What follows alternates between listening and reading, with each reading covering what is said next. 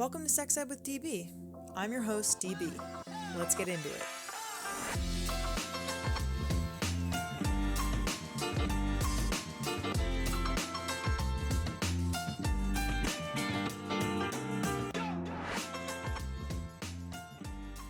Welcome back to the podcast. If you love and support the work that we do, head to www.sexedwithdb.com and buy some of our hot new merch. Follow us on Instagram at sexedwithdbpodcast. And if you want to advertise with us, shoot us an email at sexedwithdb@gmail.com. Today, I discuss the relationship between reproductive justice and environmental health with Diandra Marizet, founding member of Intersectional Environmentalist. Diandra uses her work to elevate intersectional sustainability through the lens of social impact and culture. With a background in fashion and community building, Diandra uses her ongoing study to unpack the importance of cultural preservation and eco-feminism. Clap it up for Diandra.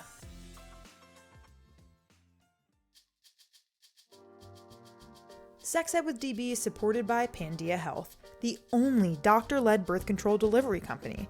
Most birth control is free with insurance, or for $15 per pack without. Your birth control comes with free delivery and free goodies, and you can get an online doctor visit if you need it, which is perfect during COVID-19. Go to pandiahealth.com, that's Pandia health.com, and use code SEXEDFREE to get a free telemedicine appointment for the first 50 people who sign up. Offer only valid in Arizona, California, Florida, Texas, and Wyoming. Ever wish you had an exact replica of your gorgeous parts? Well, now you can make one yourself thanks to Clone-A-Willy. Clone-A-Willy and Clone-A-Pussy are DIY molding kits that allow anyone to make an exact replica of any penis or vulva at home into a high-quality sex toy or memento. Use promo code SEXED20 for 20% off your purchase at www.cloneawilly.com. Follow them on Instagram at Clone-A-Willy-Kit. Diandra, welcome to the podcast. How's it going? Hey, it's going great. Thanks for having me. Of course.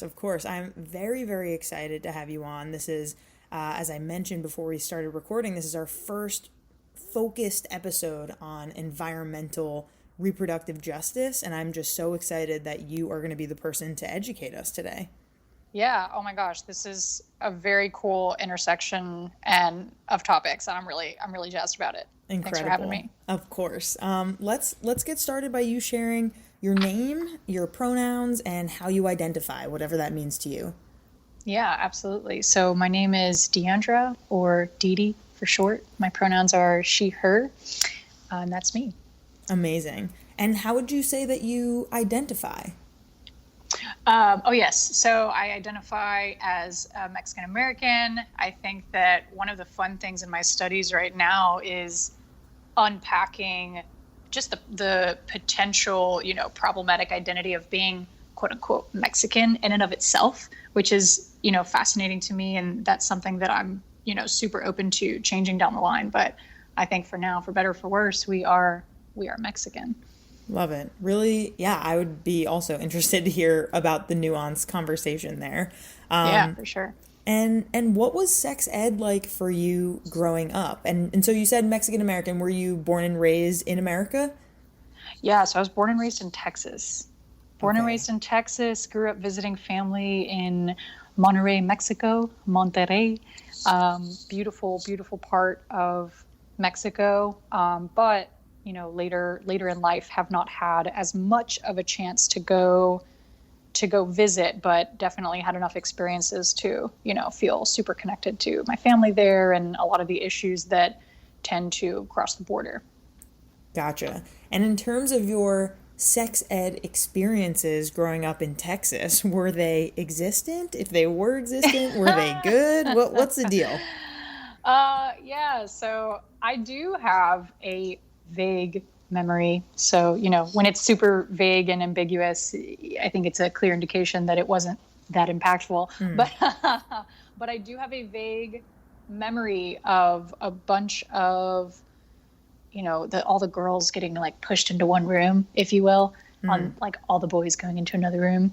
And at least that's how they were, telling us to split off in that way when we were in elementary school or junior high. Mm-hmm. And I remember being in this room and this awkward old, like, looming TV tower being rolled into the air, to our little circle there. The classic TV roll. It's so classic. Everyone has experience. It's so unfortunate, but please keep going. I think I know where this is going. Yeah, like they bring it into the room and you just feel like the tension in the air, right? Like when you're a kid, you're so much more intuitive than people give you credit for. Totally.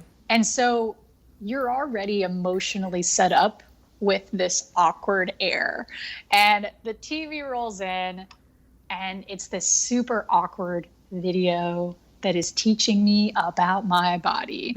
And it's so painful to me because I mean, you probably talk about this on so many of your episodes, but it's cool to learn about your body. And it's like, it's something that I've always thought was so fascinating, but obviously growing up in a Mexican household, in a Mexican community, and just in a Texas school system, it's so taboo. So yeah, every time I think of the energy around sex ed in Texas, I just think of that TV bringing in this awkward air into the room. Like, that's what I think of. The squeaky wheels of just like, just like horrible, something bad is about to happen with like the content that you're about to see. Yeah. And I mean, I feel bad too, because I think back to that memory, and I'm sure the teachers weren't empowered to teach that curriculum either in any way, right? By the systems at large. They weren't set up for success. No. So they come in and you see teachers approach topics like that, and it's like, you see them exhale before, like, Exactly. They're nervous too. Yeah. So that was my experience. Okay. Well, thank you for sharing. It is definitely a common one, unfortunately. And so with that in mind, I'm curious about your background at large. Like, how did you get involved in environmental activism? Yeah, so I would say I definitely came to study environmental activism, but I don't refer to myself as an activist. I would say I'm more of an advocate. And my background is actually in fashion, weirdly enough. Oh, cool. So I ended up going to college originally to pursue some type of ocean-oriented environmental study. And then I watched the movie How to Lose a Guy in 10 Days. Oh my God, I love that movie so much. I love that movie so much. And I was like, dang, actually, you know what? I do love the environment. And I didn't have nearly enough seeds planted yet to have made a different decision at the time. No regrets, no regrets. I watched that movie and I said, you know what? I really want to be whatever combination is happening here between Kate Hudson and Matthew McConaughey, like both of their careers that are being reflected in this movie right now. I just want in on that somehow. Oh, so love it. I changed to be a business major. And I went to Texas A&M, which culturally was so interesting for me. That school is so white and so Christian. And, I had a great college experience, but I can't say that it made me, the most proud alum ever. Like, I was never like, rah, rah, rah, A&M. I just kind of got an education and was like, how can I get out of here and hang out with more creative folks that I identify with? So I graduated with my business marketing degree, booked it to New York, started working in fashion, and was simultaneously, kind of circling back to all the little seeds that were planted for me during my year. I spent a year living by the ocean in Galveston, Texas. Cute little coastal community. People like to dog on it. The water's not cute, but you know what? I loved it there. And hey, it's each his own. Yeah, I loved it there. And I lived on the seawall with my dog for a year. And I just had a lot of different, environmental seeds planted for me that I could not have possibly recognized at that time. But they started circling back for me mentally when I moved to New York and started studying sustainability and what that meant from a fashion perspective. And it kind of helped to connect back some of the dots that were, some of those seeds that were planted for me when I lived in Galveston. So yeah, that was kind of a simultaneous happening, right? I entered the fashion industry and was also learning and unpacking a lot of things about sustainability and what that meant more so from a consumption standpoint. So like, what does it mean for us to be sustainable consumers? And then it took me to this place where I was connecting all of these super powerful dots around capitalism, around environmentalism, around systems of oppression, around feminism, our agriculture system. Like, it just took me to all these really cool places. And that eventually led me to have this super rad community of people that study systems of oppression and environmentalism across all of these topics that I just listed and more. So, you know, for somebody who loves to nerd out about things like that and just constantly consume information, New York was such a great place. And obviously social media, online, I had friends all over that were putting out really cool content and doing really cool work. And it just was such a beautiful way for me to start my journey. Like, I got that community so early on in my journey. So it felt incredibly productive and fruitful. So yeah, I mean, it kind of just brought me into this place where all of it fell under this umbrella of environmentalism. And I recognized that really early on because of all the cool people that I got to connect with. That is so cool. First of all, like, thank you for sharing that. That, I feel like it's like kismet, right? I don't even know if I'm using that word correctly, but it feels right. Where it's like, you know, you're experiencing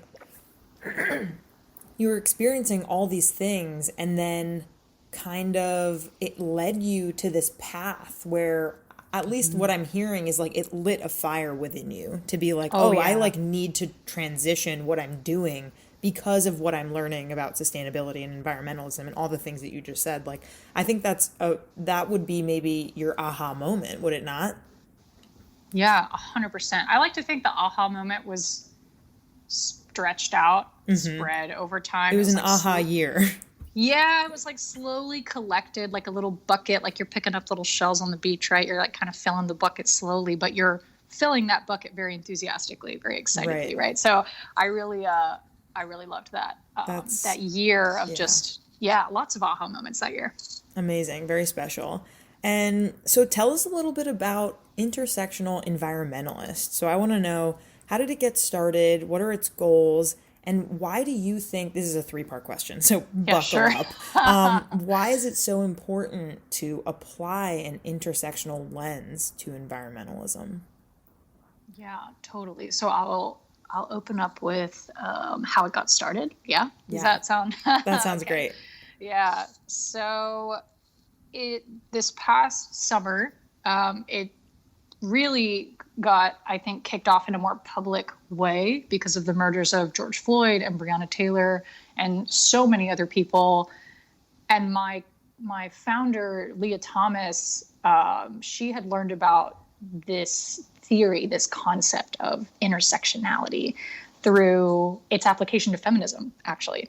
And she learned about Kimberly Crenshaw, and how Kimberly Crenshaw, who is a professor of law and critical race theory, was inspired by the Combahee River Collective, which was a group of Black feminist lesbians who talked about combating things like racism at the most important intersections of identity and really honing in on people who are most vulnerable by any given issue, and that being essentially one of the most efficient ways to combat systems of oppression.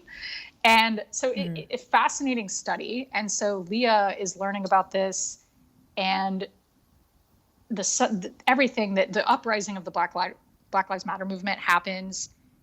And she just, she's talking to us and she's saying, I just feel like this is something that I would apply to my environmentalism. So she created this definition that takes that same notion of applying intersectionality to feminism and saying, hey, like, you know what, I'm an environmentalist and I can't separate, my identity from, like, I can't separate being an environmentalist and being a Black woman.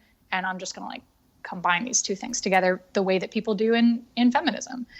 And that was the story that she was telling us in terms of her journey and her thought process. And so she posts this definition that really just doesn't leave space for people to dismiss those who are most vulnerable by any given issue. And it ended up being contrary to her belief and what I would imagine would be the assumption of the belief of many of us in the community, just given the work that we've also done, and kind of getting a lot of side eyes and getting a lot of hate for trying to really center people in certain conversations. to our surprise, to her surprise, it was very well received, and it ended up gaining a little bit of virality. So we decided to, at the time, create a website and an Instagram account that at the time, I think we thought our community, and when I say that, I kind of just mean the people who are really about the whole sustainability situation, whether that's agriculture, fashion. We kind of already had this online crew going on where like everybody knows everybody kind of thing. Mm-hmm. And we were like, all right, now we're just going to create a space where we can do some cool work together. Maybe it'll be a fun, like collaborative blog of sorts. And it ended up just getting so much bigger than that. And it ended up kind of being a moment that we figured out that collectively together, all these people that I'm kind of alluding to within our quote unquote online community, mm-hmm. we're really going to be able to make this something bigger, something that was going to alleviate all those moments in the past that we had experienced with people environmentalists trying to dismiss us for centering people in a conversation around protecting the planet.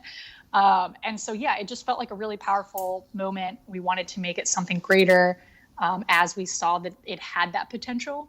So we started investing more in the platform, right? We started commissioning, our friends, our friends who are artists. We started saying, hey, we have can I PayPal you some money and you can like create this graphic for us and mm-hmm. things like that. And we started reposting some of the things that we thought were really impactful from our community. And I say that because, I think it's important to pay people for the work that they do. And right. I think that it's important to kind of paint the behind the scenes of like, yeah, it literally just started by me like PayPaling my friends. Like that's literally how it started. So today, the goal of the platform is to amplify those unheard voices that we've been trying to bring to the forefront of these conversations and making sure that we have the space to work together and help our community connect all those dots that I was speaking to, because so much of the work to really understand the importance of vulnerable communities in relation to some of these issues has already been done. So many people mm-hmm. have been doing this work for so long, and we just need a space that, we just need a space to come together and educate each other on how to best harness that conversation and develop that conversation and push it forward. So that's what we do today. Incredible. Yeah. Thank you so much for that background. And to kind of to round out that very long question, I think that I would love to make sure we get this answer, which is like, why is it so important to apply that intersectional lens to environmentalism, do you think? Yeah, absolutely. I think that in the past, when we look at how environmentalism has been applied to, solving, quote unquote, solving various issues, it begs the question, who are we solving it for if the results haven't actually ended up better for lower income communities of color or, people who are most impacted by natural disasters or the climate crisis, whatever different issues it is that you're looking at, if the result has never actually aided those people, then who is it for then, if that's the case? So people will talk all day long about the positive impacts of programs and initiatives XYZ, but when we don't see that translate to the people who are most vulnerable to various issues, well then is it a worthwhile form of environmentalism to begin with then? Mm-hmm. So that's why we think it's really important to learn from people who know how to identify who the solutions need to be informed by, right? Like who is most vulnerable within this given issue, and how can we let the analysis of that inform how we build a solution instead of applying a very general solution that might not reach certain people, and those certain people being those who need aid the most. Very, very well said. Yes, I really, really appreciate that entire thing, but especially the part about like, who is this really for? Like when you're thinking about like the most vulnerable communities and like the impacts of the climate crisis on them, like isn't that the goal, to like make it a more equitable world? And I just think that's a really, really good point, and very well said. So awesome. And so, really transitioning a little bit to the climate crisis, you wear many hats at Intersectional Environmentalist, including being the Latinx community lead. And so I'm wondering if you can share a little bit about the specific impacts that the climate crisis has had on Latinx communities. Yeah, no, for sure.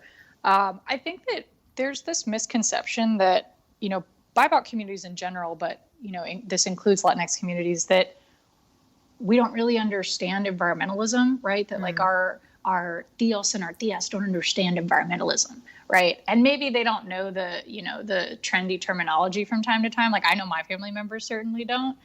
But I think we have to remember that BIPOC communities, and particularly where I come from in Texas, most of the communities that are most heavily and directly impacted by extreme weather or the climate crisis at large are predominantly Black and Latinx communities.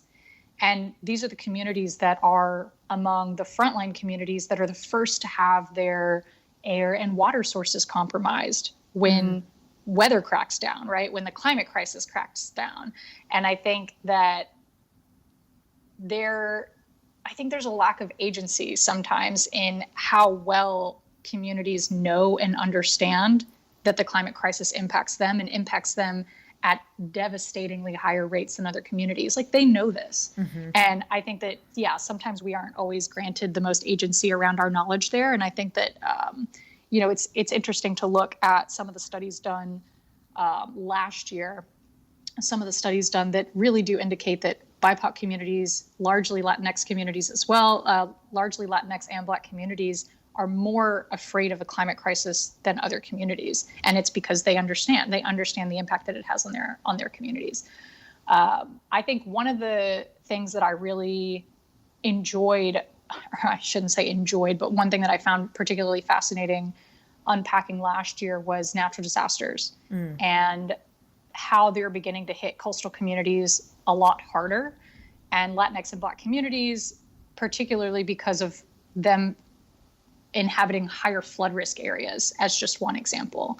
So one of the books that I read last year about our fellow Americans in Puerto Rico was We Fed an Island by Jose Andres. And have you heard of this book? I have heard of the title, but I haven't read it. Yeah, I read it last year, and I learned a lot of really fascinating information about just all the red tape that people have to go through just to put food in someone's hand. Like the process that organizations and volunteers have to go through just to put food in someone's hand. You're like, by the time you get it there, like it's been days, people are hungry, a crazy storm just hit. Like it's just really wild. And so it's a really great book that puts a critical lens on a system that is not prioritizing just feeding people when they need to be fed, but rather a system that prioritizes the ways in which some people might be able to profiteer off of natural disasters, right? And all the organizations that kind of jump in on the action, largely just to see how big of a cut that they can make off of all the money flowing around. And what this leads to are headlines of aid and money flowing into hurricane aid projects and initiatives, but the lasting impact to help communities recover and rebuild in a more sustainable way that protects communities from future disaster ends up falling short. And I think that that's a really important, thing for people to unpack, particularly if you live in an area where you have local communities that are heavily impacted by natural disasters or this, extreme weather that's being exacerbated by the climate crisis. Right. And this is something that happens all over the country. So in the Northeast, Hurricane Sandy hit this Brooklyn neighborhood, the Brooklyn neighborhood of Red Hook, which is 85% Black and, Hispanic or Latinx. And there are similar issues with regards to community resilience or resiliency in any event of extreme weather, really, like the recent freeze that we experienced here in Texas, for example. So we have, I'm sure you heard about this. We have lower income neighborhoods here with mostly Black and Latinx residents that have older homes with bad insulation, and it's freezing outside. These communities don't always have, an income safety net. So especially during a year of COVID, when building an income safety net is almost impossible. So people struggle to get resources that'll keep their families warm, prevent their food from spoiling, and be able to react accordingly when, I don't know, if your roof is leaking or your pipes freeze and burst and it's hella expensive to replace or fix. And, forget about beyond that, even just the dissemination of information. So like looking up what zone you're in to see if your drinking water was compromised or is safe to drink is already so confusing. Yeah. Like even just identifying what zone you're in. So then imagine how confusing it is if you're a non-English speaker. Totally. Yeah. There are so many layers. And I think the obvious follow-up here is if you can talk a little bit about the crisis in Texas, particularly how there are, millions and millions of people without power, and the governor, opening up the entire state and not requiring masks anymore. Like this is just the beginning of another full-on crisis. I'm just kind of curious about, as someone, you're from Texas, you're an environmentalist, I'm kind of curious about not only your thoughts on how fucked the situation is, but also where, someone like me or someone like our listeners who are not from that community, but want to best put our dollars or our support, how do you recommend people get involved in a way that's more helpful than harmful? Yeah, I think one of the things that I have really loved seeing these past 6 to 7 months is, just within my own view of watching IE and the concept of it grow, is that people are starting to become a little bit more critical of larger organizations, larger aid organizations, and people are doing a lot of work, personal work, just via Instagram, which is, so powerful to tap into grassroots efforts. So Jose Andreas, you explore this in the book a little bit, but it's a great reflection of what's happening on the ground right now. And it is, how do we just move around all this red tape that was built by these large organizations that are worried about legal this and that, and how to profit off of this, and how to, making sure that we hit margins XYZ. Jose was like, let me just skirt all of that and put food in someone's hand. Right. So, So what's happening now is a lot of grassroots efforts that have been around for a long time are being centered in these conversations. People that know how to just, take a cooktop outside and start making tacos and share it with your community because everyone's hungry, right? Start funneling resources directly there because those people are going to feed people within hours instead of days or weeks. And so I think that is something I've loved seeing, is people amplifying all of these. I'll go and I'll click through to see all the organizations that people are amplifying on Instagram right now. And I'll see that they are these just tiny organizations that have just been doing this work for a long time, but don't have the clout of a UNICEF. Yes. Right. And so people are starting to break down those mental barriers that society has built in us to trust, the big orgs. Trust the big orgs because it's been hella vetted. Okay. First of all, vetted for what though? And who's vetting them? Yeah. So what does it even mean to vet? These are the questions that we're asking, and people are really frustrated with discovering. People get really, and I understand, I was really frustrated when I started this journey, and I realized that, a lot of these initiatives aren't actually having the impact that I was led to believe they were having. And maybe these small grassroots efforts don't have these huge marketing teams or don't have these dope lawyers, but they know how to feed people. They know, and they're on the ground and they understand what their local communities need. They know what their neighbors need and who needs it first, right? I was stuck in Austin because of the snow that was coming through. I was in a neighborhood where the roads were really icy, so you couldn't drive because it's also very hilly in Austin. So if you get on the road, your car might just start, rolling on back. So I was kind of trapped in this neighborhood for a little while, and the family that I was with knew exactly who in the neighborhood had a newborn baby and needed to be prioritized. Like that house needed to be prioritized when people came to try and fix, the energy. And so those are the things that grassroots efforts know that larger organizations don't know. So that's something that I've really, that was a big roundabout answer, No, that was just great. something that I really love seeing. That's a really, really like insightful answer, I feel. And maybe we'll actually come back to this question at the end, but I do want you to share some resources with folks who want to kind of learn more and like get involved in a way that, like I kind of mentioned, is more helpful than harmful. But let's save that to the end. I actually want to transition a little bit to the fact that you are really unafraid to use your platform to call out racism, right, and white supremacy in environmentalism. And so I kind of want to hear a little bit of your opinion and your experience of how racism operates inside of this movement and where white environmentalists really need to be better allies. Oh my gosh, so many ways. So many ways. One of my favorite examples actually is something that Leah talks about a lot. And she talks about at the beginning of her, I don't want to say beginning of her journey, but at the beginning of her kind of being the face of this new definition, which is, much to her surprise.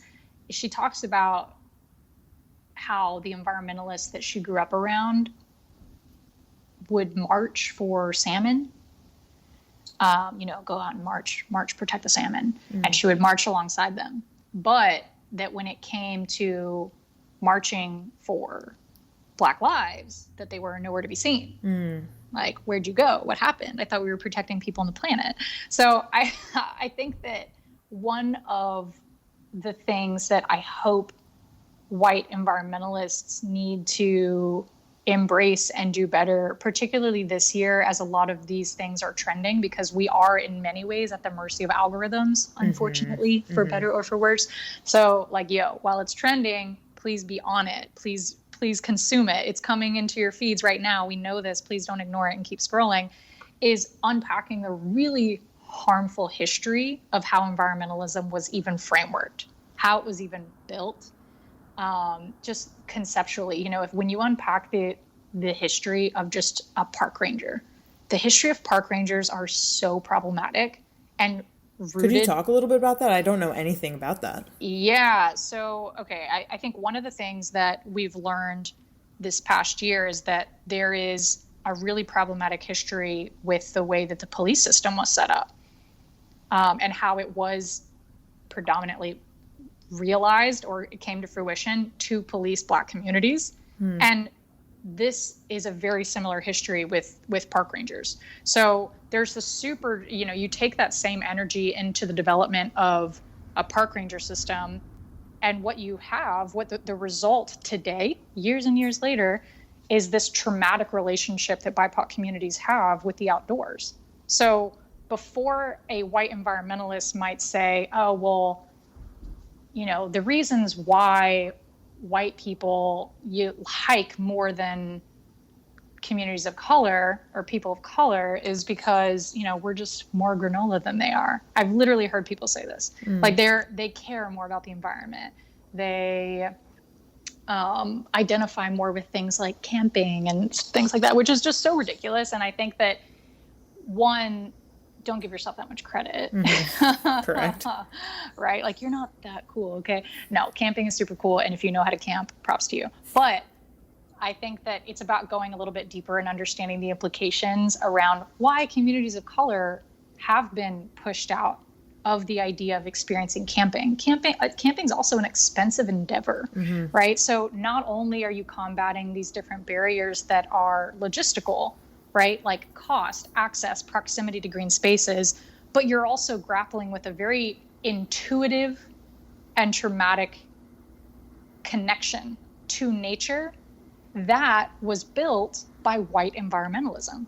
So really grappling and reckoning with that, I think, is an important part of allyship in the environmental movement, because it's difficult for you to fully grasp why someone might have not had a similar outdoorsy upbringing as you, unless you're willing to hear the traumatic history of park rangers, of police systems, of white people calling cops on Black and brown people for being outside, Right. for some simple shit. So yeah, I think that unpacking history is like the number one, like, please be willing to reckon with the fact that the history is so complex and is just laces the way that BIPOC navigate the outdoors even today.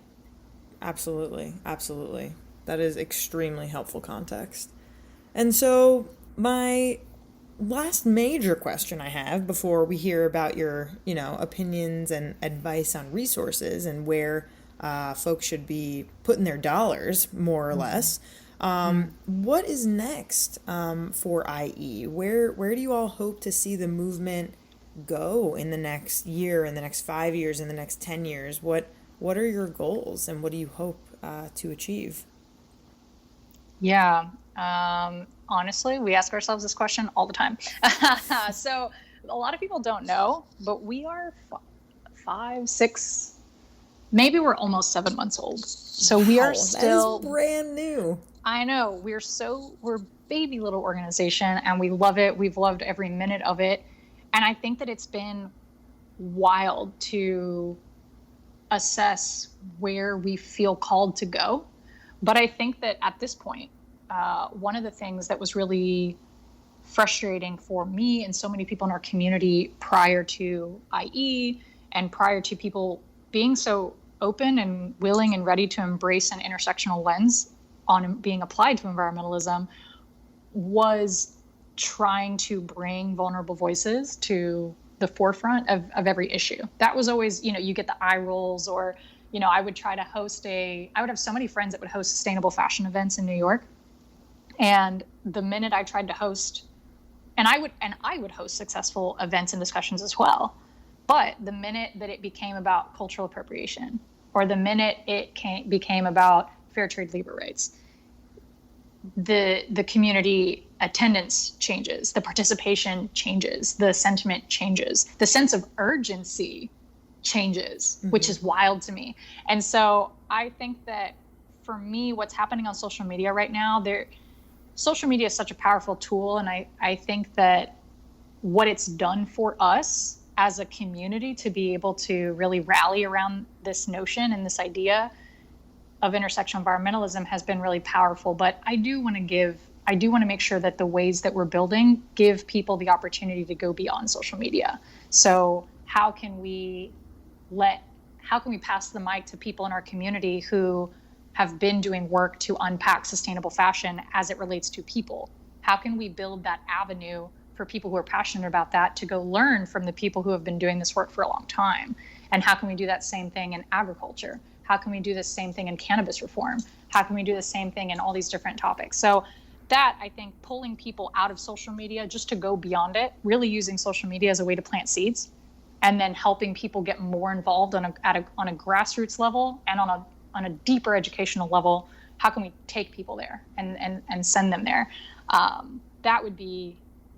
That's my goal for the next 5 years. I love it. I love that so much. And you've definitely inspired me to learn more and read more and just get more involved. So kudos to you. You are working it. And so I would love to know that last question of kind of like, who are, organizations that you all really support? How can people find more about this movement and learn more about you and your organization? And in terms of like a guide, I guess, or a mini guide of like where folks can put their dollars to help people in need, especially right now in Texas. There are a lot of other places also that need our help and need our money. So what's your opinion and your advice for all that? Yeah, absolutely. So I think that in general, what we try to do is always identify organizations that are founded by community members and make sure that we're not just funneling all of our money into. I think that when the Black Lives Matter movement was resurging, there were just like the same huge organizations getting blasted around. And we really tried to combat that in a way. And so I think that I don't want to limit it to only what's happening in Texas right now, because this is a lifelong journey that I would hope anyone listening is ready and willing to go on. And so I would say that, and this is what we try to do on our platform as well, is to make this widely available, is to hone in on the issues that you really love. Maybe that's low waste living. Maybe that's cannabis reform. Maybe it's sex ed. Maybe it's fashion. Whatever your greatest passion is, learning what it looks like to advocate for that on a grassroots level is so powerful. So what we did on our platform is every time we launched a study or a curation of resources on a new topic, we also listed organizations that we thought were great for people to tap into and follow and support.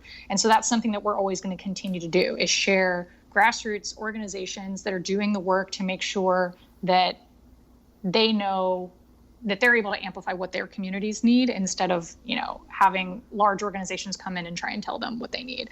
So that's something that we'll always continue to do. And I hope that, based on whatever passion areas that people have, that they're able to identify grassroots organizations that they can follow and support. Absolutely. And what is your guys' handle? What is y'all's handle on social media, your website? Share that info so listeners can find you. Yes, absolutely. So the IE platform is at Intersectional Environmentalist. We have a website, which, spoiler alert, is getting a little bit of a makeover behind the scenes right now. Fun. So maybe when this episode comes out, it will already be launched, hopefully. Oh my gosh. But yeah, so the website is just intersectionalenvironmentalist.com. And we've got a lot of fun initiatives coming up that I think are going to help folks get more involved in those passion areas that they have. So yeah, I think no matter what, yeah, for sure. I think that no matter what your passion is, you are able to pursue it through the lens of being an intersectional environmentalist. And I hope that the platform helps folks do that. Oh, so inspiring. Thank you so much for being on, Diandra. It has been such a pleasure to get to know you and talk to you and learn from you. So thank you so much. Yeah, absolutely. Thanks so much for having me. How many different ways do you think I can say the word lube in 30 seconds? Let's give it a shot. Lube. Lube. Lubey, lubey, lubey. Lube. Lurb. L to the U to the B to the E. Lube. Well, that was lubes. Loads of fun. This phenomenal and very necessary lube break was brought to you by Uberlube. Use promo code SEXEDDB for 10% off your purchase with free shipping at www.uberlube.com. Sex Ed with DB is supported by Clone-A-Willy. Clone-A-Willy has been all about dick since '96, and all kits are hand-assembled in Portland, Oregon. All materials are 100% body safe, extremely high quality, and easy to use and clean. Use promo code SEXED20 for 20% off your purchase of any Clone-A-Willy or Clone-A-Pussy kit at www.cloneawilly.com. Follow them on IG at Clone-A-Willy Kit. Meet Pandia Health. By people with uteruses, for people with uteruses, and led by a doctor, Pandia Health makes your life easier by bringing birth control by mail. Pandia Health offers free and confidential delivery of the pill, so you don't have to go out of your way to get the healthcare you need. Skip the trip to the pharmacy. Go to pandiahealth.com. That's PANDIA health.com and use code SEXEDFREE to get a free telemedicine appointment for the first 50 people who sign up. Offer only valid in Arizona, California, Florida, Texas, and Wyoming.